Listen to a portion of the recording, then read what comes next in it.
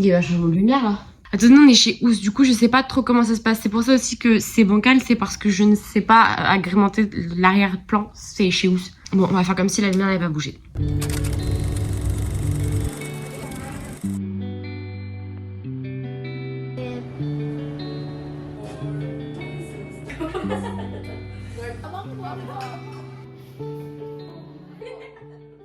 Salut l'équipe, j'espère que ça va bien, moi ça va du feu de Dieu. Cette vidéo s'intitule « Ce qu'il faut arrêter en 2025 ». Mais cette année, j'ai décidé de faire une liste de choses qu'il fallait arrêter pour s'auto-saboter et pour commencer à être le plus productif possible et le mieux dans sa tête.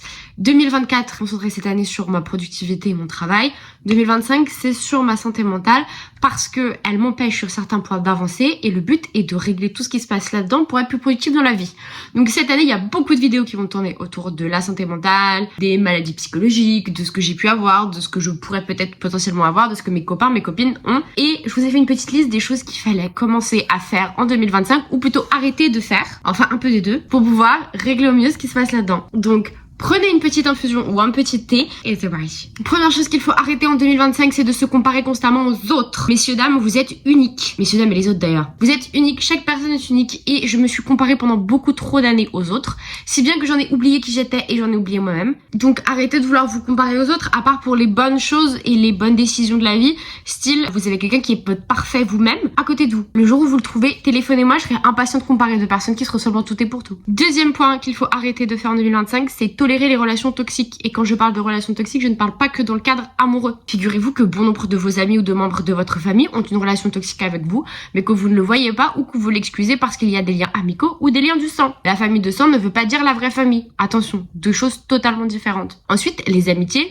Ce n'est pas parce que vous êtes ami avec quelqu'un qu'il faut tout dire oui, tout le temps, accepter constamment. J'ai une de mes amitiés qui s'est terminée fin de l'année 2024 et en fait je me suis rendu compte que moi j'avais tout fait pour cette personne pendant des années, pendant toute la période où on a été amis, mais cette personne n'avait jamais levé le petit doigt pour moi. Alors je ne suis pas amie avec les gens pour qu'ils prennent soin de moi et pour qu'ils me fassent aller mieux, mais j'estime que si je t'aide tout le temps, constamment, des soirées jusqu'à 4h du matin dans un jardin, alors que à ce moment-là j'ai bien mieux à faire pour sauver ma santé mentale et sauver des relations que j'ai, tu peux peut-être me rendre l'appareil au moins une fois. Priorisez les gens qui vous priorisent, c'est très important. Amical, amoureusement, familialement, je ne sais pas.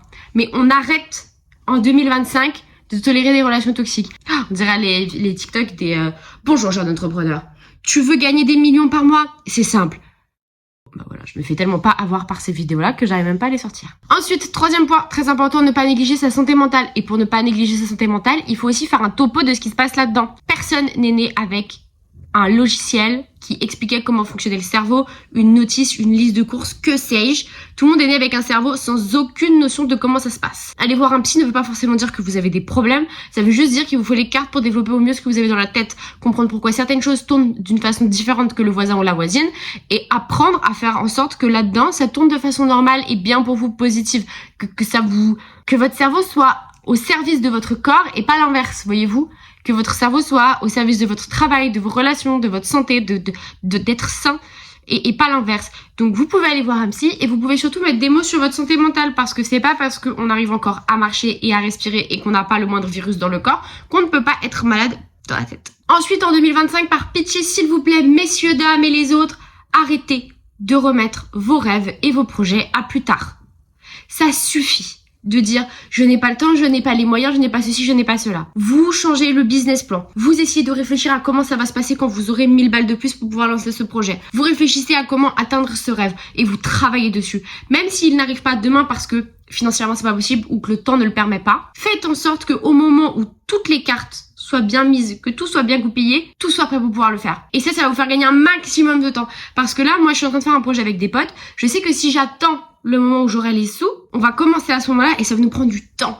Et tout l'argent qu'on aura pris, en fait, on va le perdre en termes de temps parce que ça sera investi dans un truc qui aura déjà commencé à vivre et à s'épuiser. Et pareil pour les rêves. Si je devais vivre sans mes rêves, ok, j'aurais peut-être plus de sous sur mon compte en banque, cependant je ne ferais pas mon premier 24 heures du Mans au mois de juin. Et je n'aurais pas fait mon premier Grand Prix il y a 2 ans. Alors oui, des fois ça évite d'économiser sur un mois, mais tu vis, vraiment. Et tu te retrouves pas à 40 ans à te dire merde, maintenant que j'ai 2 enfants et que je dois payer leurs études supérieures ainsi que leurs appartements parce que ça y est, ils sont majeurs et que ça coûte cher, je pourrais peut-être enfin aller voir un Grand Prix. Et non, je n'ai plus les moyens. Il faut que je rembourse mon crédit maison, mon crédit voiture, mon crédit de la fac de la grande et du BTS du petit et de l'appartement et de la voiture et patati et patata et patati et patata. Vivez vos rêves maintenant. Il faut arrêter de dire oui à tout et ça, 2025 va être une grande épreuve. J'ai déjà commencé il y a 2 semaines en refusant un pot de départ alors que la Lisa l'année dernière n'aurait jamais refusé le pot de départ. Surtout qu'en plus, j'adorais la personne qui est partie au travail. Mais ma batterie sociable était tellement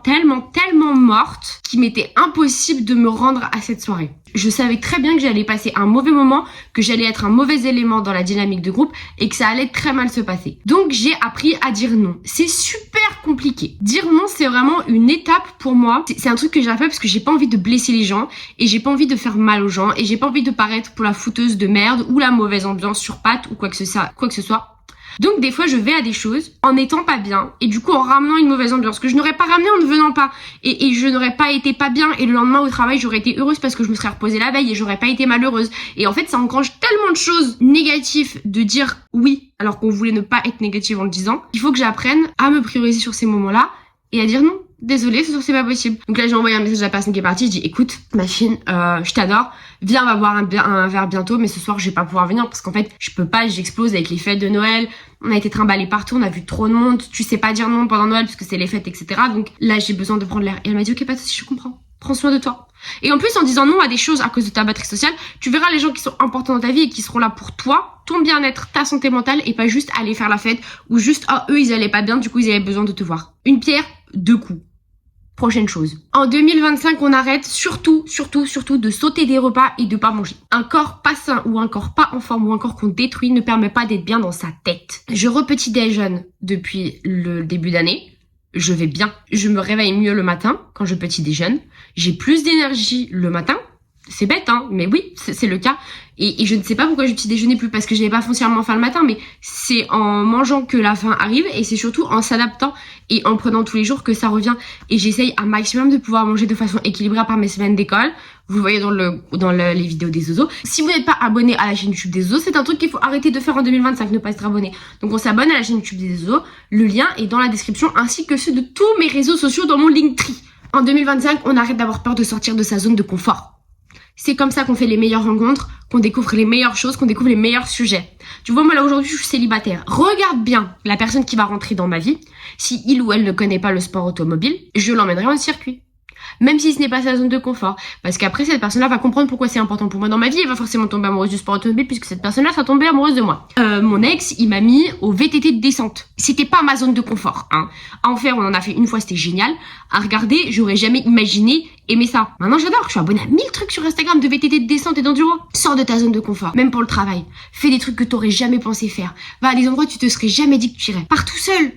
Et concentre-toi sur toi-même et sur ton mindset quand tu pars tout seul. Vraiment, fais des choses qui font que tu découvres une nouvelle façon de faire, soit avec des nouvelles personnes, soit dans un nouveau milieu, soit avec toi-même, parce que t'as jamais l'habitude de le faire avec toi-même. Et sors de cette zone de confort. Vis en fait. Vibre. Il faut vibrer. Enfin, et c'est l'une des choses les plus importantes je trouve, en 2025, il faut arrêter de négliger les moments de repos ou de gratitude. J'ai toujours été une machine de guerre, entraînée comme une machine de guerre, façonnée psychologiquement comme une machine de guerre, parce que dans ma famille paternelle, c'est tu deviens le meilleur ou ça n'existe pas autrement. Et je les remercie 1000 fois pour ça et je continuerai à vouloir être la meilleure partout. Ça, c'est même pas discutable. Mais je me suis retrouvée la semaine dernière à dire à Sam, tu vas être étonné, c'est moi qui te dis ça, mais le travail, ça ne fait pas tout dans la vie. Je sais, je vous étonne en disant ça. Si tu prends pas le temps pour toi et pour te poser, un jour ou l'autre, il y a ton corps qui va te rattraper. Moi, ça m'est arrivé en fin d'année 2024, là. J'ai mon corps qui m'a dit, hop, ma grande, tu redescends tout de suite si tu veux tenir les cahiers de vacances de la F1, que tu veux tenir tes projets TikTok sur l'année prochaine, tes projets YouTube, ton alternance, ton école et la nouvelle chaîne YouTube, tu vas prendre des moments pour toi et tu vas te reposer. Moi, j'ai commencé la méditation. Tu peux faire ce que tu veux.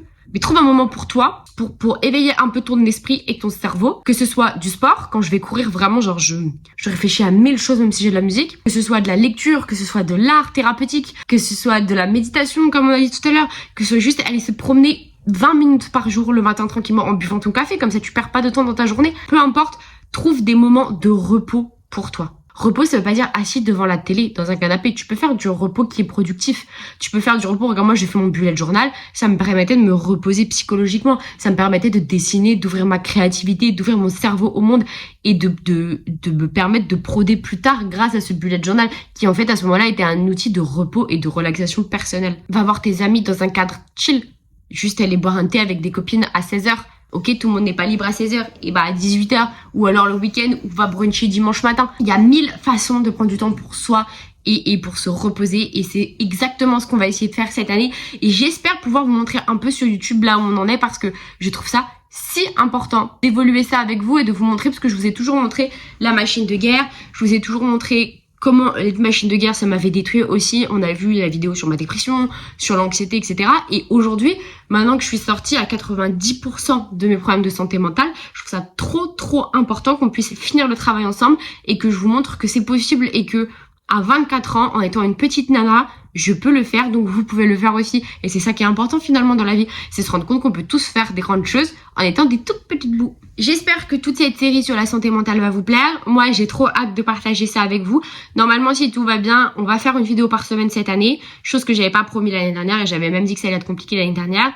Là, cette année, la première semaine, ça a été compliqué parce que j'étais malade, du coup, j'étais pas en état de vous faire des vidéos. Là, on est parti, on est le samedi 25 janvier quand je tourne ça. Si ça ne sort pas lundi 27, je me flagelle. Voilà. Bref, je vous fais des bisous, j'espère que mentalement ça va et que si ça ne va pas, toute cette série va vous aider. On se rejoint sur Instagram surtout parce qu'on en parle beaucoup. Je vous le mets juste ici comme d'habitude. On finit les cahiers de vacances de la F1 sur TikTok. Tous les autres réseaux sont dans la barre d'infos. Sur mon Linktree, vous cliquez, il y a tout. Ma playlist Deezer, les références de mon make-up et de ma tenue, ainsi que plein d'autres petits trucs super importants à avoir. Je vous embrasse, prenez soin de vous. À la semaine prochaine l'équipe.